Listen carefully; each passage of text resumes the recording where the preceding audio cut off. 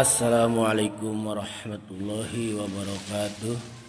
Semoga semua sahabat-sahabat Hidayah Media Official dimanapun berada selalu diberikan kesehatan dan rezeki yang melimpah ruah serta barakah. Amin ya Allah ya rabbal alamin. Saudara-saudaraku, biasanya dalam mengirimkan surat Al-Fatihah kepada ahli kubur itu terdapat beberapa redaksi. Di antaranya ila ruhi, ila arwahi, dan ila hadarati. Nah, kali ini kami akan membahas bagaimana cara penggunaannya dan apa perbedaannya.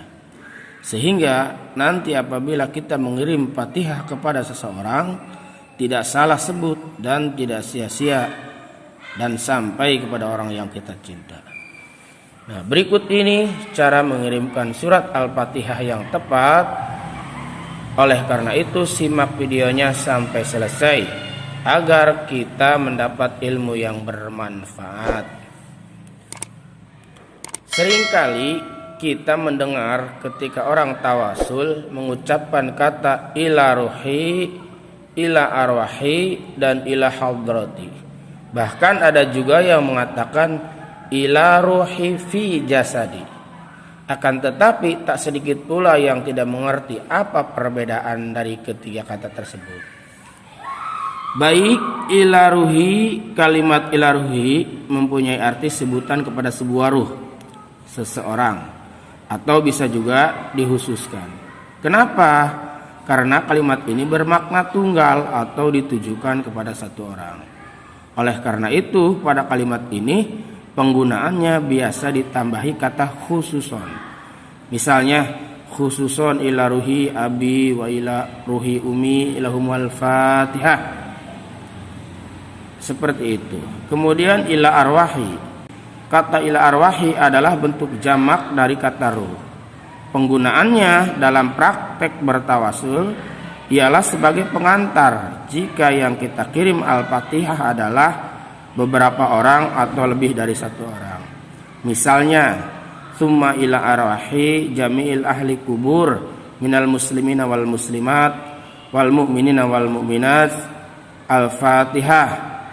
Atau misalnya summa ila arwahi khususon jami'il ahli kubur, keluarga besar bapak pulan bin pulan, sebutin semua nama almarhum keluarganya, lalu Al-Fatihah.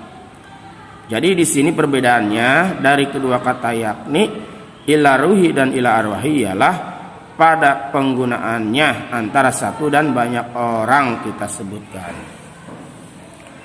Kemudian kita juga mendengar kata summa. Kata summa sendiri berarti kemudian. Kata ini sebagai penghubung antara orang yang disebut pertama dengan orang berikutnya. Lalu yang ketiga ila hadarati. Ila hadarati ialah sebutan yang digunakan untuk merujuk kepada seseorang yang dinilai tinggi derajatnya di hadapan Allah Subhanahu wa taala atau orang yang dicintainya. Penggunaannya sebagai bentuk penghormatan atau memuliakan kepada orang yang disebutkan. Yang di sini diketahui orang tersebut sudah tidak terbantahkan iman dan keilmuannya. Misalnya para nabi, keluarga dan sahabatnya, tabi'in, aulia serta para ulama.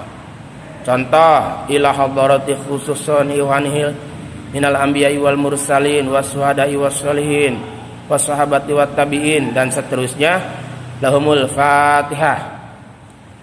Pokoknya yang intinya kalimat ila hadarati ini digunakan untuk orang yang kita muliakan. Kemudian juga ada ila ruhi fi jasadi atau ila jasadi. Nah, ini keperuntukannya bagi orang yang masih hidup. Kenapa orang yang masih hidup bisa dikirimi Fatihah? Yang sudah meninggal saja bisa, apalagi yang masih hidup. Hal ini lebih ke mendoakan sebagai wasilah amal kita agar doa kita bisa lebih diijabah. Seolah kita berkata, ya Allah, dengan bacaan Al-Fatihah ini saya mohon engkau sembuhkan si fulan dari sakitnya, lancarkan si fulan urusannya, atau bisa juga berkahkanlah si fulan, atau dan lain sebagainya. Demikianlah cara mengirim Al-Fatihah yang tepat agar tidak keliru dalam penggunaannya. Semoga bermanfaat dan jangan lupa like dan subscribe, dan sekiranya bermanfaat silahkan dibagikan ke teman-teman sahabat semua. Semoga menjadi amal kebaikan. Amin Allahumma amin.